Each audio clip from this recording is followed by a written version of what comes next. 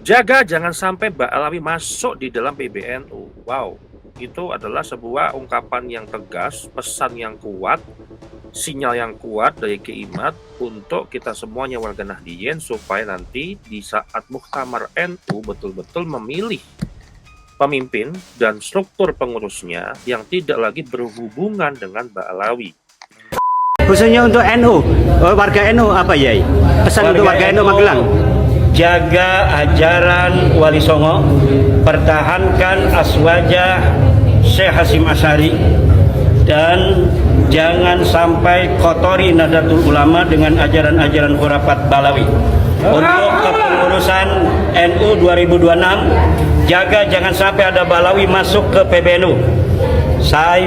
Kami PWILS akan mencermati apabila hasil muktamar di 2026 ini mencerminkan bahwa PBNU dikuasai oleh kaum Balawi, maka kita Perjuangan Wali Songo Indonesia akan mengambil langkah-langkah strategis untuk menjaga ajaran Islam Nusantara, pribumisasi Islam yang dikukuhkan oleh Gus Dur rahimahullah radhiyallahu anhu akan tetap jaya di bumi Indonesia dengan atau tanpa PBNU.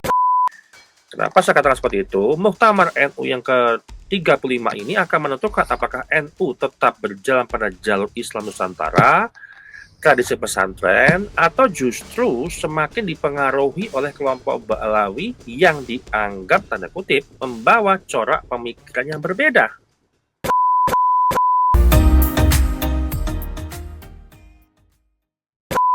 Ya, sahabat Charlie di mana berada, selamat datang di Papa Zara Insight Channel. Di sini saya ingin memberikan pemahaman atau memperkuat statement yang disampaikan oleh Kiimat berdasarkan argumen, berdasarkan narasi, kalimat, ucapan dari Kiimat.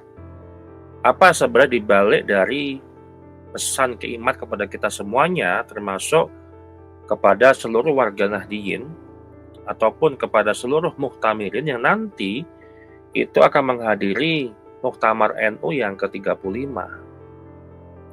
Dan saya menganalisis ada beberapa analisis dan ada beberapa hipotesis yang nanti bisa saya sampaikan di sini. Yang pertama adalah sebenarnya yang diperebutkan itu apa sih di NU itu? Jabatan atau arah NU. Nah, banyak warga NU melihat muktamar ini hanya sebagai pemilihan ketua umum ataupun nanti ada Rois Am. Padahal secara politik organisasi, muktamar itu adalah perebutan arah ideologis NU di 5 tahun ke depan. Nah, pertanyaannya bukan siapa ketua umum PBNU nanti, tapi NU itu akan dibawa kemana setelah muktamar nanti. Karena siapapun ya yang terpilih, ya saya sekarang lihat siapapun nanti yang akan terpilih itu akan menentukan komposisi dari kepengurusan NU, PBNU lah ya, pengurus besar di era Mbah Miftahul Ahyar dan Gus Yahya. Itu ada 9 habaib yang menduduki setiap struktural. Nah, kemudian sikap terhadap polemik nasab ini seperti apa? Dan relasi dengan kelompok habaib ya yang ada di seluruh pengurus besar baik di pusat maupun PC atau PW. Relasi dengan pesantren, narasi Islam Nusantara, kemudian hubungan NU dengan negara ini seperti apa? Ini kan menentukan itu semuanya gitu kan. Nah, karena itu, sebagian kelompok ini melihat Muktamar NU yang ke-35 tahun 2026 sebagai pertarungan yang sangat strategis. Ini yang pertama. Kemudian kedua, mengapa, pertanyaannya gini, mengapa nama Ba'alawi itu selalu muncul dalam diskursus Muktamar, apalagi menjelang Muktamar NU? Karena sejak polemik nasab tahun 2023, beberapa tahun inilah ya, muncul persepsi bahwa persepsi ini adalah persepsi yang muncul ketika Ba'alawi diragukan sebagai cucu Nabi. Artinya persepsi baru di sebagian warga NU. Mungkin awal polemik sebagian kecil, kemudian di pertengahan polemik selama 4 tahun ini adalah sebagian besar, atau mungkin mayoritas warga NU gitu ya. Nah, yang dimana persepsi itu gini, apakah ada pengaruh jaringan Ba'alawi dalam pengambilan keputusan di NU? Ini persepsi loh teman-teman. Kenapa saya sebut persepsi? Di dalam ilmu komunikasi, bahwa persepsi itu lebih cepat terbentuk daripada sebuah klarifikasi. Persepsinya dulu yang dibentuk, klarifikasi belakangan. Kayak kemarin tuh pemecatan Gus Yahya, kan klarifikasi nggak ada, alasannya apa tuh nggak ada, tapi persepsinya itu kan sudah muncul lebih awal. Nah, ini yang terjadi sekarang. Benar atau enggak masalah itu, ini persoalan lain loh ya, tapi persepsi itu memang berkembang dan berkembang pesat baik di seluruh platform media sosial. Akibatnya apa? Setiap kandidat calon ketum PBNU mulai dipetakan oleh publik menjadi beberapa hal. Calon yang dekat dengan pesantren, calon yang dekat dengan struktural NU, calon yang dekat dengan pemerintah, calon yang dekat dengan kelompok Ba'alawi. Nah, pemetaan semacam ini membuat isu Ba'alawi itu semakin menjadi-jadi dan menjadi salah satu variabel penting atau variabel politik di dalam Muktamar NU. Ini udah saya bahas di episode sebelumnya gitu ya. Kemudian yang ketiga, yang ditolak sebagai warga NU ini sebenarnya apa? Kalau membaca berbagai diskusi akar rumput, yang sering ditolak itu bukan mata-mata orangnya. Kalau yang ditolak orangnya berarti ada kebencian secara personal. Nah, ini kita kembali lagi kepada diskursus polemik nasab. Kita ini adalah membahas substansi tanpa harus menyerang personal pribadinya orang. Jadi jangan dicampur adukan dengan ketidaksukaan kepada orang yang menyampaikan.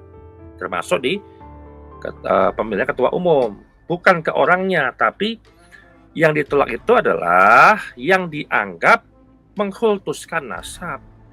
Nah, ini kekhawatiran bahwa keturunan itu dianggap lebih tinggi daripada ilmu dan akhlak. Ini yang dikhawatirkan.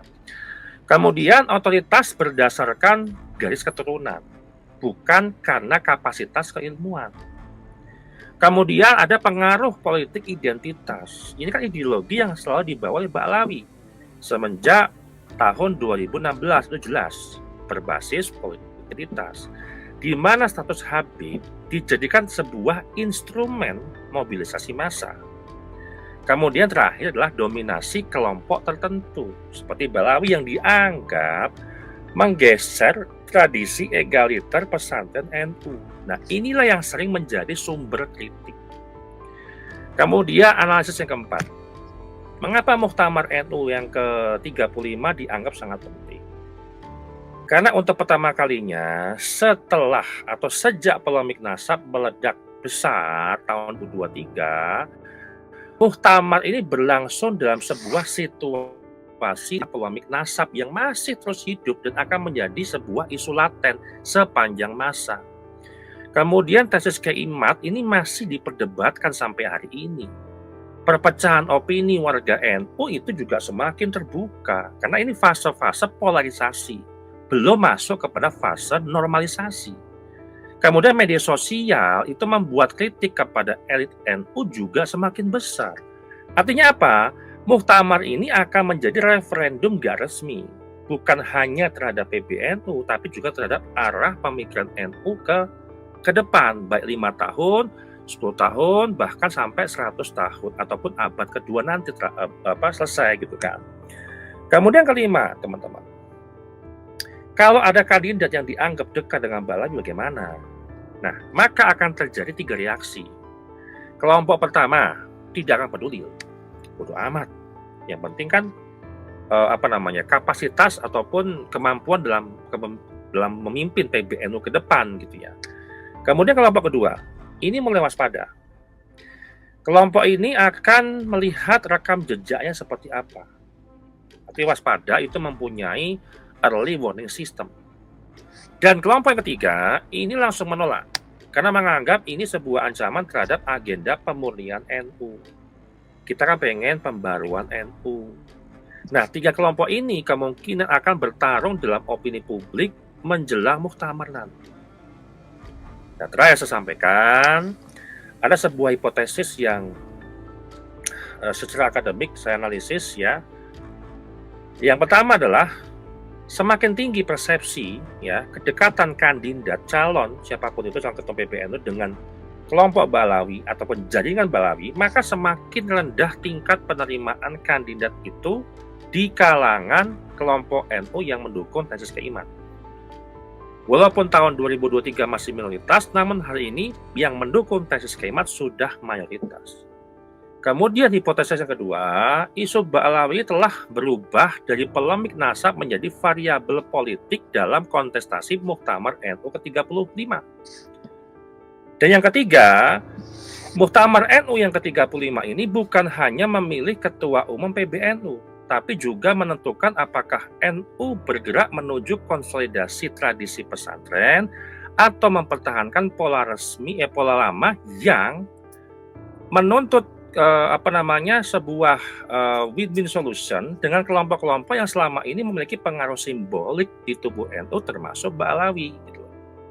Dan terakhir saya untuk melengkapi apa yang telah disampaikan oleh Kiai Muktamar NU yang ke-35 ini bukan sekedar soal siapa yang menang ataupun kalah nanti. Bagi sebagian warga NU ya, warga NU yang nggak tahu apa-apa, yang tidak masuk struktural, akar rumput, atau warga biasa, muktamar ini adalah pertarungan bagaimana menentukan arah organisasi yang jelas, arah kaderisasi yang betul-betul memang memiliki jiwa kepemimpinan, arah hubungan NU dengan kelompok-kelompok yang berpengaruh, serta posisi NU terhadap polemik yang selama ini membelah opini warga Nahdliyin, yaitu polemik nasab.